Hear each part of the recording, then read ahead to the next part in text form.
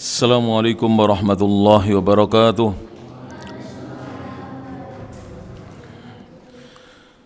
Innal hamdalillah nahmaduhu wa nasta'inuhu wa nastaghfiruh wa na'udzu billahi min shururi anfusina wa sayyiati a'malina. Man yahdihillahu fala mudilla lahu wa man yudlil fala hadiya lahu. Asyhadu an la ilaha illallah wahdahu la syarika lah wa asyhadu anna Muhammadan abduhu wa rasuluh. Ya ayyuhalladzina amanu taqullaha haqqa tuqatih wa la tamutunna illa wa antum muslimun. Ya ayyuhan nasu taqu rabbakumul ladzi khalaqakum min nafsin wahidah wa khalaqa minha zawjaha wa batha minhuma rijalan katsiran wa nisaa wattaqullaha alladzi tasaaluna bihi wal arham innallaha kana 'alaikum raqiba. Ya ayyuhalladzina amanu taqullaha wa qulu qawlan sadida yuslih lakum a'malakum wa yaghfir lakum dhunubakum wa may yuti'illaha wa rasulahu faqad faza fawzan 'azima. Amma ba'd. Fa inna asdaqal hadithi kitabullah wa khairal huda huda Muhammadin sallallahu alaihi wa ala alihi wa sallam wa syarrul umuri muhdatsatuha fa inna kulla muhdatsatin bid'ah wa kulla bid'atin dhalalah wa kulla dhalalatin finnar. Para bapak dan ibu, kaum muslimin dan kaum muslimat, ikhwan dan akhwat, jamaah kajian rutin setiap Kamis malam Jumat yang ketiga Masjid Muhammadiyah Al-Asr, Kota Jombang, rahimani Allah iyyakum. Kita lanjutkan kembali kajian kitab Al-Wasailul Mufidatu, sarana-sarana yang bisa mendatangkan faidah, sarana yang bermanfaat lil hayati sa'idah, untuk menggapai atau mendapatkan kehidupan yang bahagia. Kita masih dalam pembahasan fasal yang ketiga. Sudah kita baca dalam pertemuan yang lalu sedikit, saya ulangi kembali kemudian kita lanjutkan. Faslun, fasal yang berikutnya halaman 23. Wa min akbaril asbabi, termasuk sebab-sebab yang terbesar, linsyirahi sadri, untuk mendapatkan kelapangan dada, wa tuma'ninatihi, dan agar bisa tentram. Jadi kalau ingin kita mendapatkan kelapangan dada kita, lalu kita bisa tentram, termasuk sebab yang terbesarnya adalah al-iktsaru min dzikrillahi, memperbanyak berzikir mengingat Allah. Jadi hendaknya kita banyak berzikir mengingat Allah. Bahkan sebagian ulama ahli sunnati wal jamaah ada yang mengatakan demikian, dzikrullahi dawa. Kata sebagian ulama, dzikrullahi dawa, mengingat Allah adalah obat. Wa dzikrun nasi da, adapun mengingat manusia itulah penyakit. Jadi kalau kita ingin banyak sehat jasmani dan rohani, hendaknya kita banyak mengingat Allah, berzikir mengingat Allah. Termasuk sholat ini mengingat Allah, ikut pengajian juga mengingat Allah.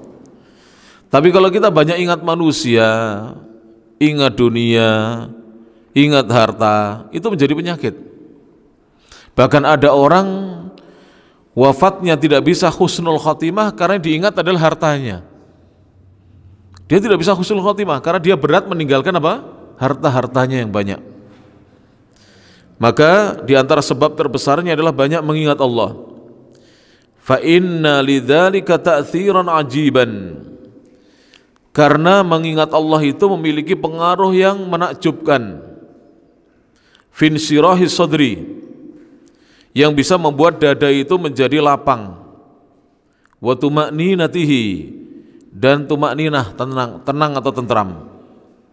Maka dari itu para jemaah coba ya, kalau kita lagi emosi, marah, sedih, gundah gulana, gelisah, coba berzikir mengingat Allah. Makanya kalau ada orang yang marah disuruh membaca ta'awud,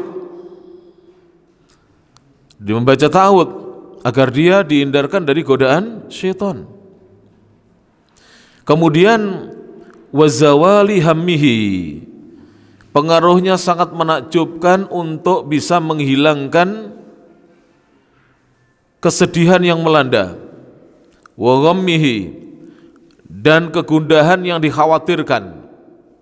Mana dalilnya? Qala ta'ala, Allah Ta'ala berfirman sebagaimana dalam surah Ar-Ra'd surat nomor 13 ayat nomor 28. Allah berfirman, ala bidzikrillahi tatmainnul qulub. Ala, ketahuilah, bidzikrillahi, hanya dengan mengingat Allah, banyak berzikir, tatmainnul qulub, tatmainnu, maka akan menjadi tentram, al-qulub, hati-hati kalian. Jadi hatinya manusia itu bisa menjadi tentram kalau banyak berzikir mengingat Allah Subhanahu wa taala.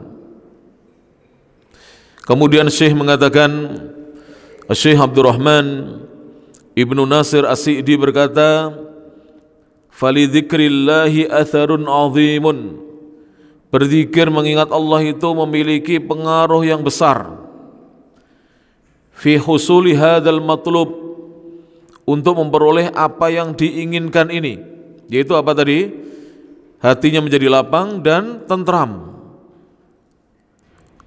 Li khasiyatihi, karena kekhususannya, yaitu seorang hanya mengingat Allah. Dia tidak banyak mengingat dunia dan manusia. Dia banyak berzikir mengingat Allah Subhanahu wa taala. Di pagi hari dia membaca zikir, di sore hari dia membaca zikir, di malam hari dia berzikir. Walima yarjuhu al-abdu, dan karena zikir kepada Allah itu seorang hamba dia bisa berharap darinya min thawabihi, dari pahala zikir tersebut, wa ajrihi, dan ganjarannya. Jadi selain dada kita lapang para jamaah, Bapak dan Ibu, lalu kita menjadi tentram hatinya, kita juga mendapatkan pahala dan ganjaran dari zikir yang kita kerjakan, yang kita baca setiap harinya. Maka dari itu hendaknya kita jangan sampai lepas dari zikir. Selesai sholat jangan buru-buru pulang. Di pagi hari bacalah zikir-zikir pagi, disebut dengan adhkarus sobah. Di sore hari bacalah zikir-zikir sore, disebut dengan adhkarul masa. Wa kadzalika at-tahaddutsu bi ni'amillahi, demikian pula kalau kita ingin lapang dada dan tumakninah, tentram hati kita, perbanyaklah mengingat nikmat-nikmat Allah yang Allah karuniakan kepada kita. Az-zahirati, nikmat yang tampak, wal batinati, maupun nikmat yang tidak tampak. Jadi hendaknya kita banyak mengingat nikmat-nikmat Allah. Kenapa kita banyak mengingat Allah itu menjadi tentram? Fa inna ma'rifataha, karena dengan kita mengetahui nikmat-nikmat tersebut, wa tahaddutsa biha, dan kita menceritakannya, yadfa'ullahu bihi al-hamma wal gham, maka Allah akan menghindarkan, dengan sebab kita banyak mengingat nikmat-nikmat Allah dan menceritakannya, Allah akan hindarkan kita, jauhkan kita dari kegelisahan dan kesedihan yang kita khawatirkan. Nanti dicoba ya, misalnya kalau kita misalnya sedih atau gelisah atau apa, khawatir masa depan anak-anak kita bagaimana. Ini kan hari-hari ini para jemaah, banyak kaum muslim di Indonesia khawatir akhirnya beli emas semuanya ya. Ya, para jemaah, saya sampaikan aja. Di dalam agama sudah ada penjelasannya. Tidak usah mengkhawatirkan tentang rezeki kita. Kalau nanti kondisi normal, bukan kondisi sekarang, silahkan beli emas. Sebagian disimpan dalam bentuk rupiah di tabungan kita, sebagian disimpan dalam bentuk emas. Tapi nanti emasnya kalau sudah banyak, dijual, belikan tanah, Pak. Karena nanti silahkan dibaca dalam dalil-dalil yang banyak. Kalau terjadi krisis ekonomi, itu yang bisa bertahan itu yang punya tanah. Kenapa? Dia bisa menanam di situ sayuran, dia bisa mengebor tanahnya untuk diambil airnya. Saya mau tanya para jamaah, kalau ada orang berhari-hari tidak makan, hanya minum, mati tidak? Tidak mati. Saya sebutkan contohnya. Dulu ada imam tabi'in namanya Fudail bin Iyad rahimahullah. Namanya siapa? Fudail bin Iyad. Dulu beliau perampok, lalu tobat ketika dia mendengar ayat. Selepas itu beliau ini pergi ke Mekah menuntut ilmu. Perampok ini akhirnya menjadi ulama besar, namanya Fudail bin Iyad. Ketika di Mekah menuntut ilmu itu, beliau bercerita setiap hari minum air zam-zam sampai 1 bulan lebih. Tidak makan apa-apa. Karena beliau tidak bekerja, beliau hanya sholat, ibadah, menuntut ilmu. Dia ingin taubat dia. Katanya dia, setelah 1 bulan beliau keluar dari masjid, perutnya ini ada lipatannya. Dia menjadi gemuk dan tidak makan apapun, roti tidak, kurma tidak, hanya minum air. Dan itu air zam-zam. Mungkin ada yang mengatakan pada saya, oh itu air zam-zam. Tidak. Buktinya para jamaah, ya rahmati Allah Subhanahu wa taala. Kalau kita memperhatikan, kadang-kadang kita punya ikan ya, tidak kita kasih makan, dia tetap hidup. Contohnya apa? Ikan yang di kamar mandi kita, jeding kita lah. Zaman dulu kan itu bak jedingnya itu, jeding itu kamar mandinya itu, ya. Itu tidak ada makanan, ya tidak pernah kita piuri makanan, ya kan?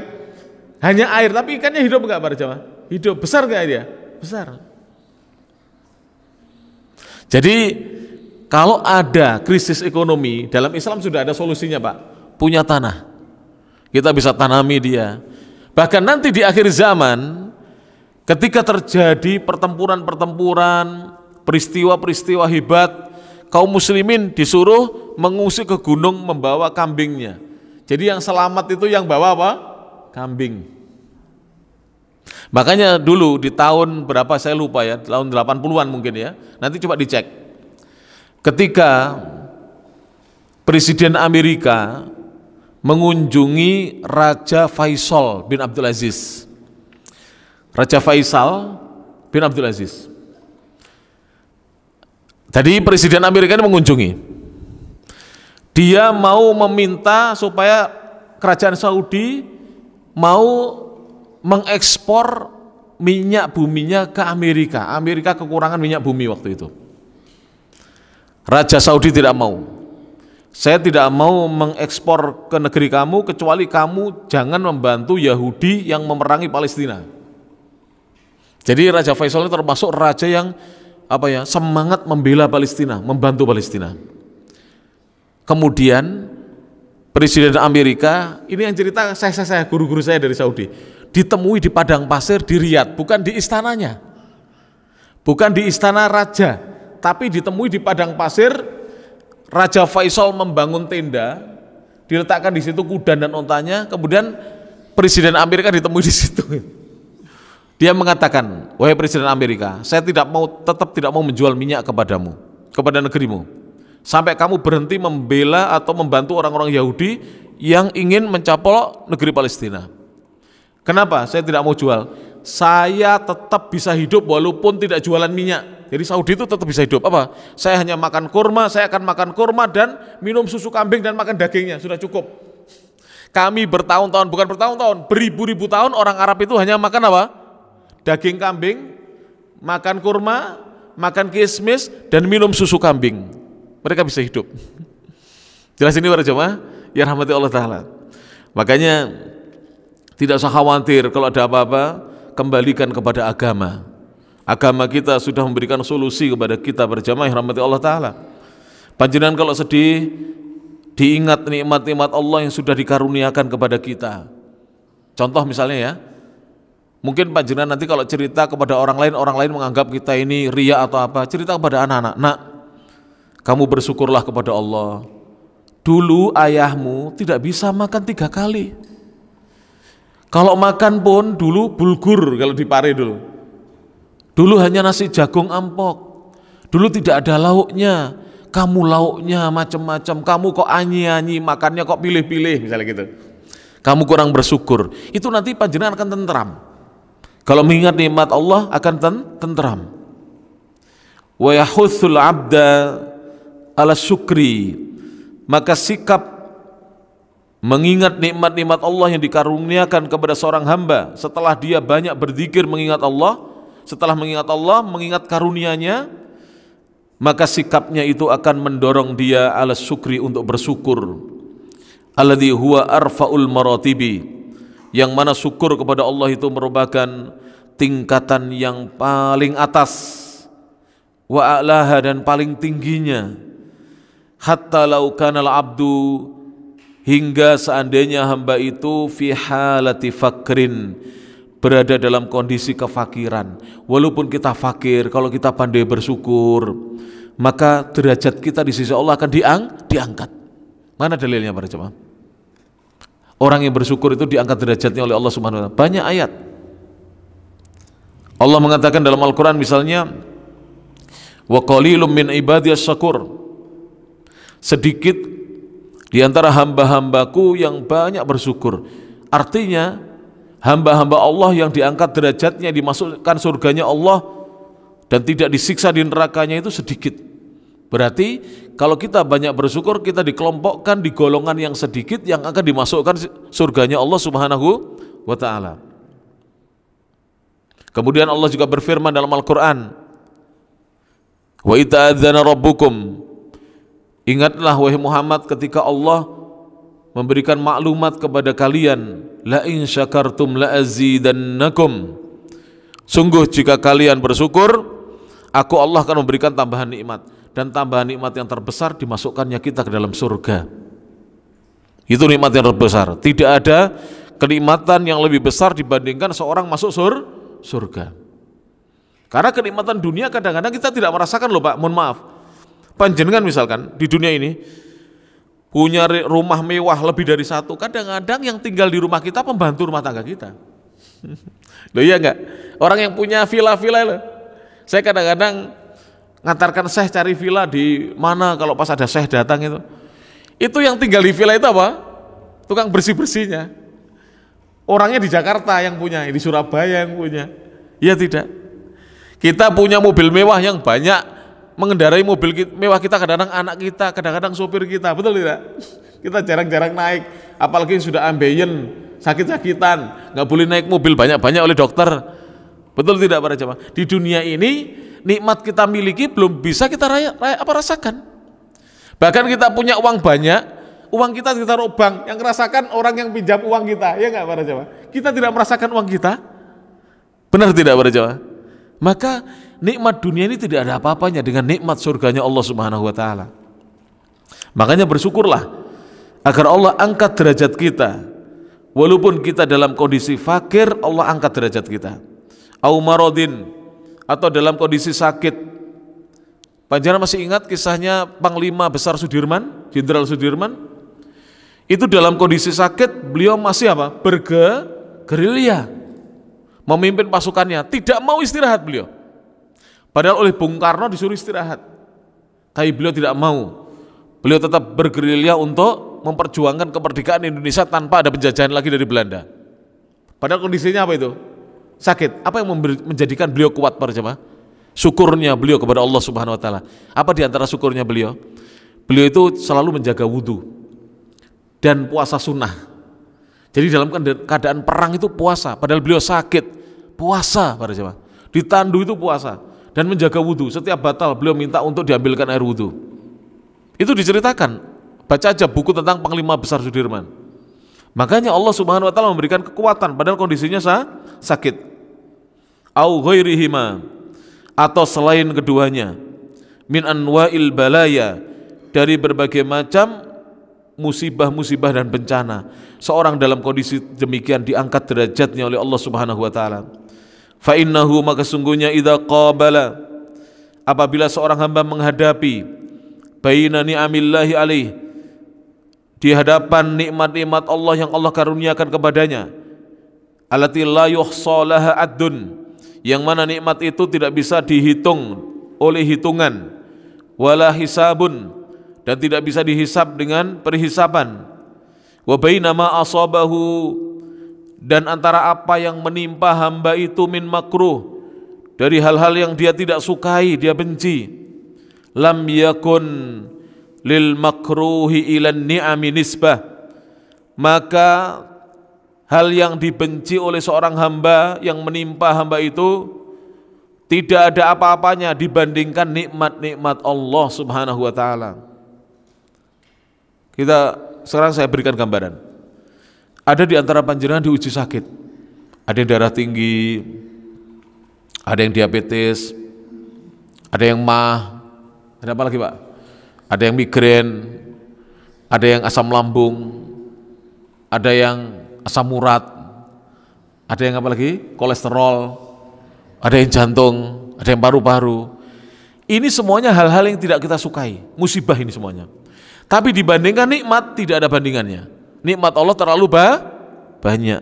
Para jamaah yang rahmati Allah Subhanahu wa taala. Nikmat Allah terlalu banyak. Kalau ada orang sakit, mohon maaf. Coba diperhatikan dari keluarga kita yang pernah sakit sampai wafatnya, berapa tahun sakitnya? Dibandingkan sehatnya, lama mana Pak? Nun sewu nggih. Dangu pundi? Gerahipun kalih sehatipun sarasipun dangu pundi? Dangu sarase. Kita seandainya kena penyakit jantung, paling ya kambuh sebentar, bawa ke dokter sudah sembuh. Sembuhnya lama Pak, tapi sembuhnya tidak pernah diingat sakitnya. Akhirnya kita sedih. Yang seharusnya diingat adalah nikmat-nikmat Allah yang diberikan kepada kita, bukan musibah yang menimpa kita. Jelas ini para jamaah rahmati Allah Ta'ala. Sekarang ekonomi sulit, toko sepi, baru sepi 1 bulan, baru sepi 2 bulan, sudah berkeluh kesah. Padahal tokonya sudah menghasilkan banyak, dia sudah bisa haji, bisa bangun rumah, beli kendaraan roda 4, beli motor, menikahkan anaknya, mengkuliahkan anaknya, tidak dihitung nikmat sebanyak itu. Baru sepi 1 bulan sudah ngeresuloh apa? Sudah berkeluh kesah. Tidak boleh para jemaah. Nikmat Allah terlalu banyak yang Allah karuniakan kepada kita. Jelas ini para jemaah. Lidah sariawan, nopo? Lumpangan, ilate lumpangan. Lumpangan ini pinten dinten. Pinten tahun awal dia gak tahu lumpangan. Gitu? Berapa tahun kita diberi sehat? Pusing kepalanya lo berapa hari para jamaah. Ya rahmati Allah Subhanahu wa taala. Nikmat-nikmat Allah terlalu banyak. Makanya disuruh kita banyak mengingat nikmat, jangan banyak mengingat musibah dan hal-hal yang tidak kita sukai. Balil makruhu, bahkan sesuatu yang dibenci atau tidak disukai. Wal masaibu, dan musibah-musibah yang menimpa. Idza btalallahu bihal abda, ketika Allah memberikan ujian kepada seorang hamba berupa musibah-musibah tersebut, adda fiha wadhifata sabri, hamba menunaikan ketika diuji dengan musibah-musibah itu hal-hal yang dia tidak sukai, wadhifata sabri, tugas dia untuk bersabar, waridha, dan dia ditugasi oleh Allah untuk ridha, wa taslimi, dan pasrah dengan apa yang menimpanya, hanat, maka akan menjadi ringan, wat'atuha, akan menjadi ringan tekanan dari musibah tersebut. Mungkin para jamaah pernah saya dengar cerita saya, atau baru kali ini saya akan ceritakan. Saya punya kiai saya namanya Kiai Haji Muhammad Asnan, muridnya Kiai Haji Hashim Asy'ari, pendirinya Nahdlatul Ulama. Beliau pernah cerita, ya, Kang, kepada santri-santri. Dulu kiai manggil santri itu, Kang, sampen lek loro untu, ojo bengok-bengok, ojo ngresulo. Kurang lebih perkataan demikian. Untumu tambah loro, tambah cekot-cekot. Sampai lek loro untu, beliau waktu itu nasihati gitu. Contohnya sakit gigi, lek loro untu, sampean rasakno, cetot, cenut sampean rasakno. Engko rasanya tambah enteng, tambah kurang. Dan betul Pak. Waktu itu saya belajar dengan beliau SMP dan SMA, 6 tahun saya belajar dengan beliau. Waktu SMA saya sering sakit gigi, Apa itu saya dulu waktu itu jarang gosok gigi, apa sering makan permen, pokoknya saya sering sakit gigi Pak. Setiap sakit tuh, waduh, sama ibu saya tuh, dikasih apa dulu, apa balsem malah dia, kasih balsem. Belum ada Pak, sakit gigi pergi ke dokter gigi, zaman itu belum mampu kita bayar dokter gigi Pak, termasuk mahal dokter gigi itu dibandingkan dokter umum. Dan di puskesmas zaman itu belum ada dokter gigi di puskesmas. Jadi cuma dikasih balsam, diirit-irit sama ibu saya gini sampai saya tidur itu. Saya masih ingat itu. Ternyata setelah saya kenal kiai itu, saya rasakan cenut. Saya rasakan, saya diem aja, cenut. Itu akhirnya berkurang Pak, sakitnya berkurang. Kenapa? Sebab kalau kita ridho dan kita pasrah menerima dan sabar ketika diuji, maka tekanan dari sakit dan musibah itu akan menjadi berkurang. Tekanannya berkurang para jemaah. Ya rahmati Allah Subhanahu wa taala. Makanya tanya dokter, silakan tanya dokter. Dokter, ada hubungan sakit pada jasmani badan dengan ketenangan jiwa atau tidak? Nanti dijawab ada hubungannya. Tenangnya jiwa itu bisa apa? Membuat reda penyakitnya. Tapi ketika jiwa itu tidak tenang, penyakit badannya menjadi apa? Semakin berat dan semakin berat. Wa khaffat, dan menjadi ringan mu'natuha, bebannya. Wa kana ta'milul abdi li ajriha, dan harapan hamba untuk mendapatkan ganjaran dari musibah-musibah itu, wa thawabiha, mendapatkan pahalanya, wa ta'abbudi lillahi, dan dia berupaya menghamba kepada Allah bil qiyami, dengan dia melaksanakan biwadhifati sabri, tugasnya untuk bersabar, waridho, dan untuk ridho, yada'ul asya'a, maka dia akan meninggalkan banyak hal, al-murrata, yang asalnya pahit menjadi khulwatan, menjadi manis. Belum pernah merasakan? Saya punya bibi, itu kebiasaannya apa? Nasi diambil, ditaruh mulut, dipamah, tapi tidak dimakan. Dimut itu, apa namanya? Dimut. Itu kaitannya nasi kalau dimut dalam jangka waktu yang lama, itu keluar manisnya katanya. Air putih ini para jemaah, mohon maaf. Sunahnya minum bagaimana? Langsung sekali glek, tidak bisa merasakan apa-apa. Tapi kalau kita minum misalnya bismillah sedikit, itu terasa nikmat. Bismillah lagi sedikit, itu terasa nikmat. Dicoba para jemaah.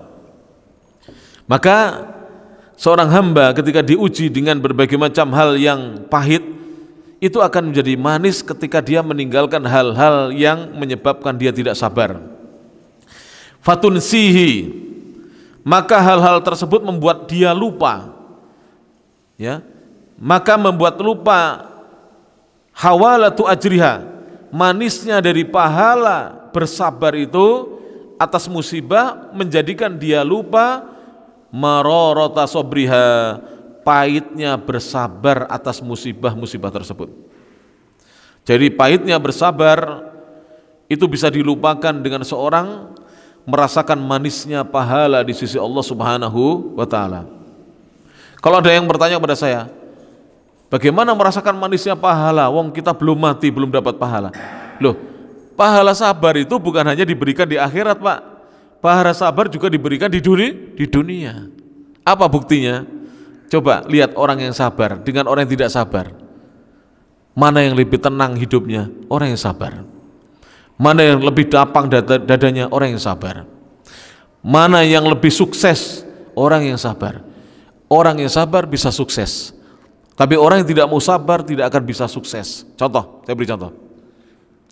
Ingin sepeda motor, dia sabar kerja, mungkin jadi kuli ya mungkin, jadi kuli.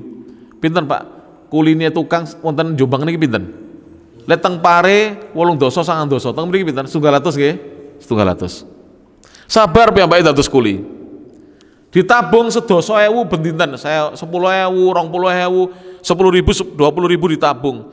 Yang 80.000 untuk kebutuhan makan, beli token listrik, beli paket untuk makan, untuk sakunya anak-anak, 20.000 ditabung sabar. Akhirnya bisa beli motor enggak? Bisa beli motor. 20.000 sehari, sebulan pinten? 600.000. 6 bulan berapa? 3.600.000. Beli motor Mio tahun 2010. Ya nggak Pak Jawa? Beli motor. Tapi orang yang tidak mau sabar, aku mau nguli, aku tak maling saya tak jadi pencuri. Dia tidak sabar. Bener Pak, nyuri sepeda motor Mio, dapat belum 5 menit orang teriak-teriak maling, digebuki orang, mati. Tidak sabar.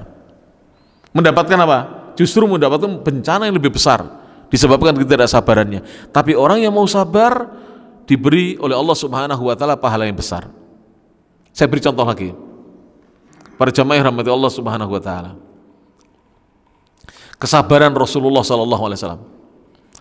Rasulullah 13 tahun di Mekah, kalau pengajian dikasih, mohon maaf ya, amplop dan sangu seperti dai sekarang atau dimusuhi Pak? Dimusuhi Pak. Dilempari batu, dilempari sandal, dilempari pelepah kurma, dilempari kotoran jeroannya unta, dicaci maki. Beliau sabar. Apa hasilnya sekarang? Islam tersebar di seluruh dunia. Tidak ada matahari terbit di kota itu atau di daerah itu kecuali Islam ada di sana. Sekarang tidak ada negara kecuali ada Islam. Bahkan Rusia yang negara komunis, Cina negara komunis ada Islamnya. Di Cina itu lebih dari 100 juta sekarang penduduknya yang muslim. Lebih dari 50 juta, mohon maaf, lebih dari 50 juta penduduknya yang muslim. Kesabaran Rasulullah Shallallahu Alaihi Wasallam yang asalnya dimusuhi menjadi dicintai oleh umatnya. Yang asalnya Rasulullah anak yatim menjadi pemimpin dunia Rasulullah Shallallahu Alaihi Wasallam. Saya tanya sekarang para jamaah, siapa pemimpin dunia yang pemimpin dunia satu orang loh Pak, yang punya umat sebanyak umatnya Rasulullah? Tidak ada. Satu orang pemimpin dunia. Rasulullah satu orang, sekarang umat Islam 1,7 M Pak. Yang itu yang hidup sekarang, yang meninggal. Betul jenengan hitung ini. Yang sudah wafat berapa itu? Sekarang siapa manusia yang setiap hari disebut namanya? Sinten Pak? Allahu Akbar, Allahu Akbar. Allahu Akbar, Allahu Akbar. Asyhadu an la ilaha illallah. Kok dikarani adzan loh. Langsung aja. Setelah itu apa? Asyhadu anna Muhammadar Rasulullah. Disebut namanya Pak. Di setiap masjid. Lah masjid sedunia ini pinter Pak. Kita baca sholawat menyebut nama Nabi, baca hadis qala Rasulullah sallallahu alaihi wasallam, mendoakan beliau. Tidak ada manusia di dunia yang seperti Rasulullah sallallahu alaihi wasallam. Kenapa? Kesabaran beliau membuahkan hasil yang betul-betul indah dan mulia di sisi Allah Subhanahu wa taala. Makanya sabar para jemaah. Wa min anfa'il asya, dan di antara hal-hal yang paling bermanfaat fi hadzal mawdi'i, di tempat ini atau di posisi ini, adalah isti'malu, adalah mempergunakan ma arsyada ilaihin Nabi sallallahu alaihi wasallam. Kita pergunakan, kita pakai apa yang telah dibimbingkan, apa yang telah ditunjukkan oleh Nabi sallallahu alaihi wasallam fil hadits sahih, dalam hadis yang sahih. Haitsu qala, di mana Nabi bersabda, mari kita simak hadis Nabi sallallahu alaihi wasallam. Unduru ila man huwa asfala minkum, lihatlah oleh kalian orang yang ada di bawah kalian. Jadi kalau masalah nikmat jangan lihat yang di atas, lihat di bawah. Wala tanduru, dan jangan kalian melihat ila man huwa fauqakum, kepada orang yang ada di atas kalian. Jadi urusan dunia jangan lihat yang di atas, lihat yang di bawah Pak. Ya Allah, saya punya motor, punya mobil. Saudara kandung saya loh, motor belum punya, mobil belum punya. Saya punya rumah, saudara saya masih ngontrak, ya kan? Jangan lihat yang di atas para jemaah, lihat yang di bawah. Kenapa kita melihat yang di bawah? Fa innahu ajdaru, maka sungguhnya hal itu lebih layak an la tasdaru nikmatallahi alaikum, untuk kalian tidak meremehkan nikmat-nikmat Allah yang telah Allah karuniakan kepada kalian. Jadi kalau kita melihat orang yang di bawah kita, kita tidak akan meremehkan nikmat. Para jamaah sekarang di Indonesia uang terkecil berapa? Enten gas 100 masih berlaku nggak? Jarang ya. Paling uang terkecil lah ini tuh Pak, sekarang ini di Indonesia ya, Rp1.000 ya. Jadi kan kalau dapat rezeki 1.000, disyukuri Pak. Sebab kalau tidak disyukuri nanti kita meremehkan rezeki Allah Subhanahu Wa Taala. Walaupun cuma 1.000, disyukuri. Kadang-kadang orang kan kalau ada uang recehan, niki dompet kula ini kebak Pak, tapi sini nih lah, jangan pesan ini. Orang tidak sengaja loh ini saya. Dan saya kalau dapat uang Pak, berapapun tak toto, niki lho jenengan pesan nih, kalau toto nih, podo, bentuknya podo sebetulnya, bukan lo cemplung nih dompet sak penai, kalau toto nih. Jadi kadang-kadang pojoknya itu tidak rata, itu saya ratakan itu. Saya nyontoh guru-guru saya di Saudi, ketika saya ngamati saya itu, ya Allah saya duit sak real ditowoto di dilempit sing nguapi, ternyata itu bagian dari syukur nikmat Pak. Orang sekarang enggak duit 1.000 diuncal nih. Akhirnya Allah tidak memberikan tambahan nikmat karena dia tidak bersyukur. Diberi tetangganya, alah pitik sak ketek dikekne aku, dikekne tuncale kekne, ki lho panganan ki. Apa pegawainya? Tapi kalau dia, Masya Allah dapat rezeki hari ini, dia bersyukur pada Allah, Allah beri tambahan rezeki. Dan ini hadis Rasulullah Pak, bukan sabda, bukan ucapan saya, ini sabdanya Rasulullah Shallallahu Alaihi Wasallam. Lihat yang ada di bawah kita. Niscaya kita tidak akan sekali-kali meremehkan nikmat Allah yang Allah karuniakan kepada kita. Hadis ini adalah hadis yang sahih, diriwayatkan oleh Imam At-Tirmidzi, hadis nomor 2513. Hadisnya dari Abu Hurairah radhiyallahu anhu dan disahihkan oleh para ulama. Fa'inal abda, sungguhnya seorang hamba, saya lanjutkan sedikit ya para jamaah ya. Fa'inal abda, sungguhnya seorang hamba itu, idza nasaba, apabila dia menegakkan baina ainaihi, di hadapan matanya, hadzal malhadul jalil, perhatian yang agung ini, ra'ahu yafuku qat'an katsiran minal khalqi, maka dia akan melihat bahwa dia telah melampaui secara pasti kebanyakan dari makhluk, fil afiyati, di dalam kesehatan, di dalam keselamatan, wa tawabi'iha, dan hal-hal yang mengikutinya. Jadi kalau kita mau memperhatikan ya, jadi mata kita, hati kita memperhatikan, ya Allah nikmat yang Allah berikan saya ini dibanding teman saya lebih sehat. Teman saya setiap bulan harus kontrol, saya tidak kontrol lama, sudah sehat alhamdulillah. Maka kita ini secara pasti, kita ini telah melampaui kebanyakan makhluk kalau kita mau bersyukur.